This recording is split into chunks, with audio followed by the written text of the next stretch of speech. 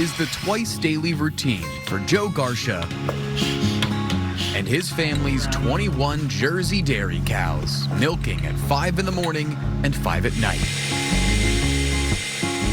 Everything is processed and bottled on site. Joe's wife, Laura May, with their young son on her back and daughter watching on.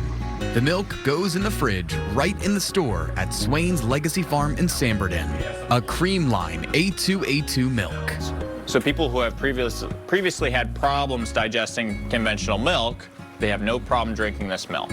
I've had probably about 10 different people in the last 2 weeks approach me saying, I haven't drank milk in X number of years, but I can drink your milk with no problem. Also inside, beef raised here, maple syrup made by Laura's family, and plenty of other locally made goods. Our general rule was everything is in New Hampshire. We wanted to make sure that we were supporting local as much as we possibly could. The Swain Farm on Hunkins Pond Road has been in Laura May's family for generations, known for its dairy. A photo of her late grandfather, David, sits in the store. He had this laugh that was contagious, and my sister actually got a video of it once and showed me, and we keep playing it back because he didn't say much. He was a man of few words, but what he did say was powerful. After a bad injury in 2014, David Swain couldn't keep up with the cows. The herd was sold, and the milking barn sat vacant. He passed a few years later. That's the barn that was first built. And David's wife, Laura's grandmother Elaine, is now in her late 80s and managed things as best she could. So it was really sad for all of us to see the cows go, but at the time there was no real way to keep it going. No real way until Joe and Laura moved back to Sanborn from Vermont early last year and got a new herd in the fall. A hungry cow doesn't make any milk.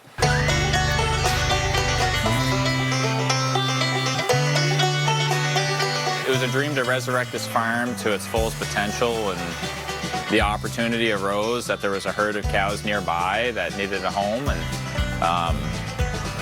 so we made the decision to go for it. They added legacy to the name to honor all those who have put something into this farm. Honestly, I'm so grateful for them all. Excited customers quickly followed. Just have the cows back again just feels right, you know, for rural New Hampshire, and just looks pretty and nice to have farm back again. Ginny Blackmer says the farm's milk perfects her favorite drink. It makes great hot chocolate, so rich and good. So very flavor, you know, just good taste in milk. It does make a difference. Some action shots. Catery Bean's horses can't get enough of the hay. She loves the maple milk. It's so mapley. I mean, we're big maple people. I guess growing up in New Hampshire, we're kind of picky about it, and that's very, very good maple milk. And to see young farmers continuing the tradition of agriculture. I think it's kind of almost like a lost art. Like a lot of people, they're just focused on like technology jobs, and it's really cool to see people who are like willing to work outside, work hard, work with animals, especially on a cold day like today, like willing to put in the work. It's really cool. My husband and I have always loved farming. We always wanted to run a farm, and this was the place I felt most comfortable and definitely wanted to see come back most of all. I grew up a mile down the road at my dad's, Heritage Farm Pancake House. My mom and my dad built the restaurant there, and it was really good. New Hampshire Chronicle featured Laura May's parents' nearby farm called Heritage back in 2006.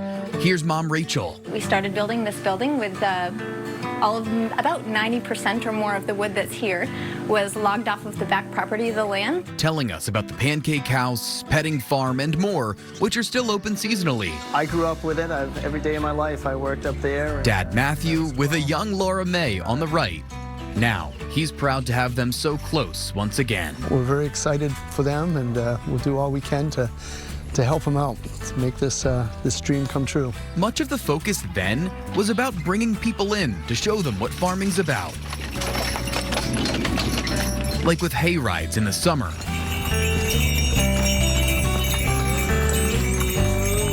That's still the case 20 years later. So we want to try and preserve the local farming history of this area and let people be a part of that.